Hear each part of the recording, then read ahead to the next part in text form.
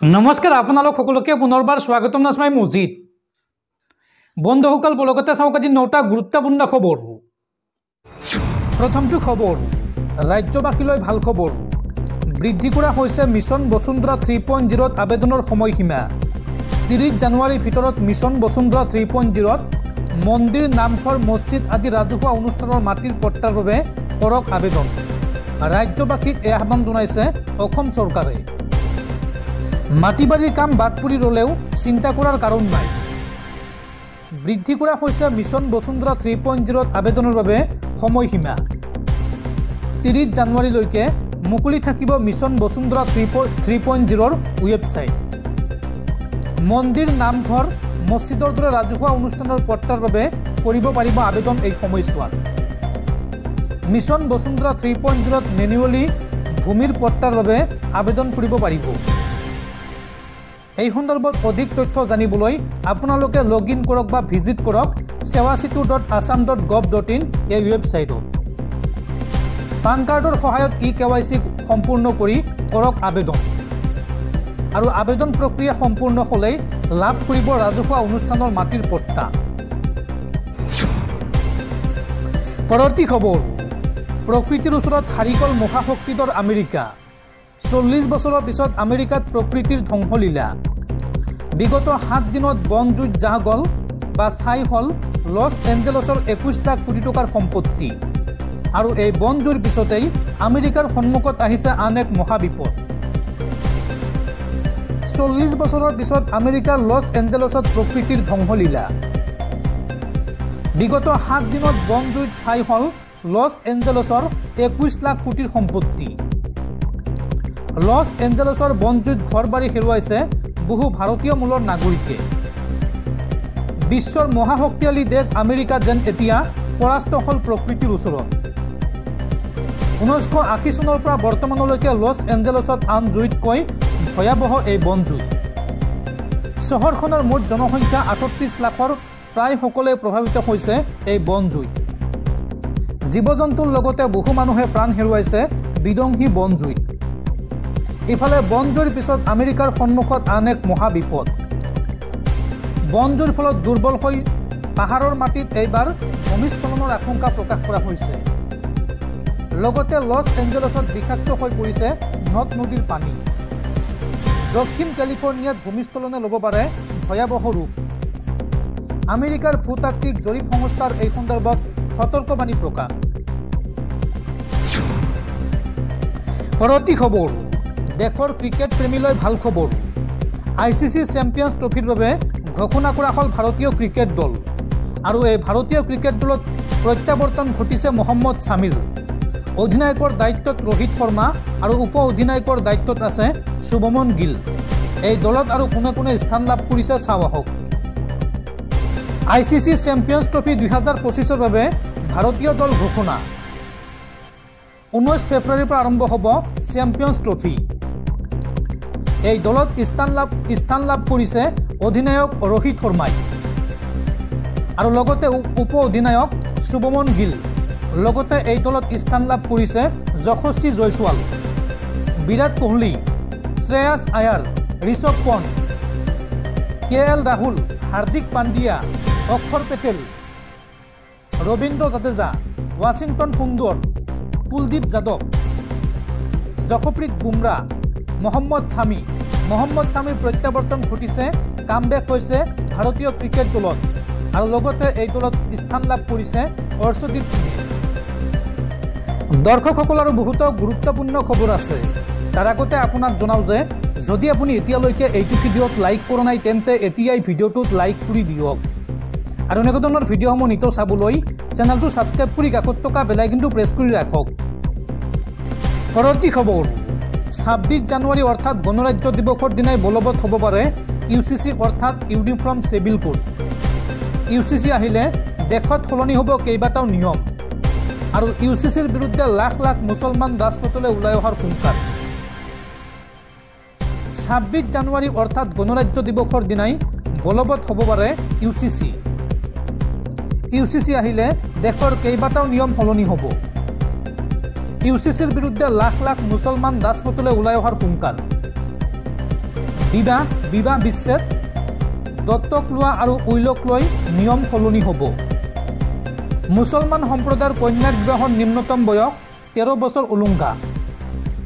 সৰ্বধৰ্মীয় লোকৰ মাজত হোৱাৰ বহু বিবাহ প্ৰক্ৰিয়া বন্ধ হ'ব UCCত। লিভ ইন সম্পৰ্কত থকাসকলে পৰ্টেলত নিজৰ তথ্য পঞ্জীয়ন কৰিব লাগিব। আৰু সম্পত্তিৰ অধিকাৰীক লৈও নিয়ম সলনি হ'ব UCCত। UCC বলবৎ কৰা দেশৰ প্ৰথমখন ৰাজ্য হ'ব উত্তৰাখণ্ড। আৰু UCC বলবৎ হ'লে তাৰ পিছদিনা আদালতত হাজিৰ হোৱাৰ হুংকাৰ ৰাজ্যখনৰ মুছলমান লোকসকলৰ। UCCৰ বিৰোধিতাৰে কেইবাটাও মুছলিম সংগঠনে সাব্যস্ত কৰিব প্ৰতিবাদ। উমৈহতীয়া দেৱানী বিধিক লৈ জমিয়ত উলেমাই হিন্দ আৰু মুছলিম সেৱা সংগঠনৰ স্পষ্ট ঘোষণা যে কোনো পৰ্যায় ধৰ্মৰ বিৰুদ্ধে যোৱা ইউনিফৰ্ম চিভিল কোড মানি লোৱা নহ'ব। উল্লেখযোগ্য যে একমাত্ৰ উত্তৰাখণ্ডতহে UCC বলবৎ কৰিবলৈ যোজা চলাইছে ধামী চৰকাৰে। পৰৱৰ্তী খবৰ, পত্নী হত্যাকাৰী ঘাতক স্বামী চকুৰ আলীক গ্ৰেপ্তাৰ গৰৈমাৰী আৰক্ষীৰ। 2 সন্তানৰ মাতৃ তথা চকুৰ আলীৰ পত্নী সোনাবানু বেগমক মৰিয়াই হত্যা কৰিছিল চকুৰ আলীয়ে। শুকুৰবাৰে নিজ গৃহতে পত্নীক হত্যা কৰিছিল স্বামী চকুৰে আৰু তাৰ পিছৰ পৰাই পলাতক হৈ আছিল চকুৰ আলী। আৰু অব্যাহত আৰক্ষী অভিযান চলাই গ্ৰেপ্তাৰ কৰিবলৈ সক্ষম হৈছে হত্যাকাৰী চকুৰ আলীক। পৰৱৰ্তী খবৰ, বিগত এবছৰে শিক্ষক নিযুক্তিৰ প্ৰক্ৰিয়া সম্পূৰ্ণ নকৰি পুনৰ বিজ্ঞাপন প্ৰকাশেৰে চমক দিয়াৰ চেষ্টা শিক্ষামন্ত্ৰী ৰণোজ পেগুৰ। ৰাজ্যৰ শিক্ষক নিযুক্তি সন্দৰ্ভত এই মন্তব্য DYFIৰ। ৰণোজ পেগুৰ শিক্ষা বিভাগে প্ৰাথমিক আৰু উচ্চ প্ৰাথমিক বিদ্যালয়ৰ খালী হৈ থকা 5550টা শিক্ষক পদ পূৰণৰ বাবে 2023 চনতে বিজ্ঞাপন প্ৰকাশ কৰিছিল যদিও সেই পদ পূৰণৰ ব্যৱস্থা কৰাৰ সলনি নতুনকৈ পুনৰ 4500 পদৰ বিজ্ঞাপন প্ৰকাশ কৰি চমক দেখুৱাব খোজা কাণ্ডত ভাৰতৰ গণতান্ত্ৰিক যুৱ ফেডাৰেশ্যন চমুকৈ DYFIৰ অসম ৰাজ্যিক কমিটিয়ে স্তম্ভিত হৈছে আৰু এয়া অন্যায়মূলক বুলি অভিহিত কৰিছে। 2023 চনৰ ডিচেম্বৰ মাহৰ 26 তাৰিখে অসম চৰকাৰে এক বিজ্ঞাপন প্ৰকাশ কৰি প্ৰাথমিক বিদ্যালয়ৰ 3800টা আৰু উচ্চ প্ৰাথমিক বিদ্যালয়ৰ 1750টা মুঠ 5550টা খালী শিক্ষক পদত নিযুক্তি দিব বুলি ঘোষণা কৰিছিল। 2024 চনৰ 2 জানুৱাৰীৰ পৰা ৰাজ্যখনৰ কেইবা হাজাৰ প্ৰাৰ্থীয়ে এই খালী পদৰ বিপৰীতে আবেদন কৰিলে, কিন্তু চৰকাৰে প্ৰাৰ্থীৰ ভেৰিফিকেশ্যনকে ধৰি নিযুক্তি প্ৰক্ৰিয়াৰ কোনো কামেই আগবঢ়াই নিনিলে। DYFI সহ একাংশ প্ৰাৰ্থীৰ প্ৰতিবাদৰ ফলত 2024 বৰ্ষৰ শেষৰ ফালে প্ৰাৰ্থীৰ ভেৰিফিকেশ্যনৰ কাম আৰম্ভ কৰে। কিন্তু আজি এবছৰ উকলি যোৱাৰ পাছতো এই পদসমূহত নিযুক্তিৰ ব্যৱস্থা নকৰিলে। আবেদনকাৰীসকলৰ খবৰ প্ৰতি লক্ষ্য ৰাখি কেইমাহমান পূৰ্বে শিক্ষামন্ত্ৰীয়ে 5550টা পদৰ প্ৰভিজনেল মেৰিট লিষ্ট প্ৰকাশৰ সমান্তৰালকৈ 4500টা খালী পদৰ বিজ্ঞাপন প্ৰকাশ কৰা হ'ব বুলি ঘোষণা কৰিছিল। কিন্তু যোৱা 8 জানুৱাৰীত 4500টা খালী পদৰ বিজ্ঞাপনহে প্ৰকাশ কৰিলে, অথচ পূৰ্বৰ 5550টা পদৰ বা 5550 পদৰ প্ৰভিজনেল মেৰিট লিষ্ট প্ৰকাশ নকৰিলে। এয়া চূড়ান্ত প্ৰতাৰণামূলক বুলি অভিহিত কৰি DYFIয়ে শৈক্ষিক ক্ষেত্ৰ আৰু শিক্ষিত যুৱক যুৱতীৰ জীৱনক লৈ হেতালি নেখেলিবলৈ আহ্বান জনাইছে। চৰকাৰৰ এই অবিবেচক আৰু ষড়যন্ত্ৰমূলক কাণ্ডৰ ফলত হাজাৰ হাজাৰ ছাত্ৰ ছাত্ৰীৰ শৈক্ষিক জীৱনত প্ৰভাৱ পৰাৰ লগতে চাকৰি প্ৰাৰ্থী যুৱক যুৱতীসকল হতাশ হৈ পৰিছে। তাৎপৰ্যপূৰ্ণ কথা হৈছে পূৰ্বে প্ৰকাশিত বিজ্ঞাপনৰ আবেদনৰ ভিত্তিত প্ৰভিজনেল মেৰিট লিষ্ট প্ৰকাশ নকৰিলে এক নতুন ধৰণৰ অভাৰলেপিঙৰ গুৰুতৰ সমস্যা সৃষ্টি হোৱাৰো প্ৰবল সম্ভাৱনা আছে। সেয়েহে তাৎক্ষণিকভাৱে পূৰ্বৰ বিজ্ঞাপনৰ 5550 পদৰ প্ৰভিজনেল মেৰিট লিষ্ট প্ৰকাশ কৰিবলৈ DYFIৰ অসম ৰাজ্যিক কমিটিয়ে অসম চৰকাৰক দাবী জনাইছে। পৰৱৰ্তী খবৰ, দিল্লীত বলিছে বিধানসভা নিৰ্বাচনৰ গৰম বতাহ আৰু দিল্লীৰ এই নিৰ্বাচনী ধামখুমীয়াৰ মাজতে দিল্লীৰ প্ৰাক্তন মুখ্যমন্ত্ৰী তথা আম আদমি পাৰ্টিৰ মুৰব্বী অৰবিন্দ কেজৰিৱালৰ বাহনত আক্ৰমণ দুৰ্বৃত্তৰ। নিৰ্বাচনী প্ৰচাৰৰ মাজতে আক্ৰমণ কৰা হয় অৰবিন্দ কেজৰিৱালক আৰু বিজেপি কৰ্মীয়ে এই আক্ৰমণ কৰাৰ অভিযোগ উত্থাপন কৰিছে আম আদমি পাৰ্টিয়ে।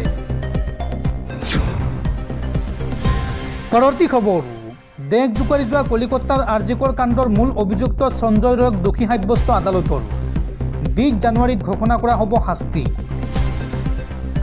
দেশ জোকাৰি যোৱা কলিকতাৰ আৰজিকৰ চিকিৎসা মহাবিদ্যালয় হাস্পাতালত এগৰাকী কৰ্মৰত মহিলা চিকিৎসকক ধৰ্ষণ কৰি নৃশংসভাৱে হত্যা কৰা ঘটনাৰ মূল অভিযুক্ত সঞ্জয় ৰয়ক শিয়ালদা আদালতে দোষী সাব্যস্ত কৰিছে। আজিৰ এই শুনানিৰ সময়ত আদালতত উপস্থিত আছিল ভুক্তভোগী মহিলাগৰাকীৰ পিতৃ-মাতৃ। ঘটনাটোত দোষী সাব্যস্ত হোৱা সঞ্জয় ৰায়ক কি শাস্তি প্ৰদান কৰে সেয়া 20 জানুৱাৰীতহে জানিব পৰা যাব। অৰ্থাৎ 20 জানুৱাৰী সোমবাৰে শাস্তি ঘোষণা কৰা হ'ব। এই সন্দৰ্ভত এটা সংবাদ সংস্থাৰ প্ৰতিবেদন অনুসৰি অভিযুক্ত সঞ্জয় ৰয়ে বিচাৰকৰ আগত কৈছিল যে মোক ভুৱা গোচৰত ফচুৱা হৈছে, মই এই কাম কৰা নাছিলোঁ, যিয়ে এই কাম কৰিছিল তেওঁলোকক এৰি দিয়া হৈছে।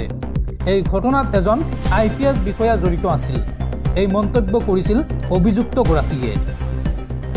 উল্লেখযোগ্য যে 2024 বৰ্ষৰ 9 আগষ্টৰ পুৱা উত্তৰ কলিকতাৰ চৰকাৰী চিকিৎসা মহাবিদ্যালয়ৰ 31 বছৰীয়া প্ৰশিক্ষণৰত মহিলা চিকিৎসকৰ মৃতদেহ উদ্ধাৰ হৈছিল।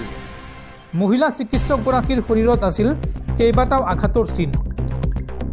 আদালতে এই সন্দৰ্ভত কয় যে অভিযুক্তৰ বিৰুদ্ধে BNSৰ 64-64-103/1 ধাৰা আৰোপ কৰা হৈছিল।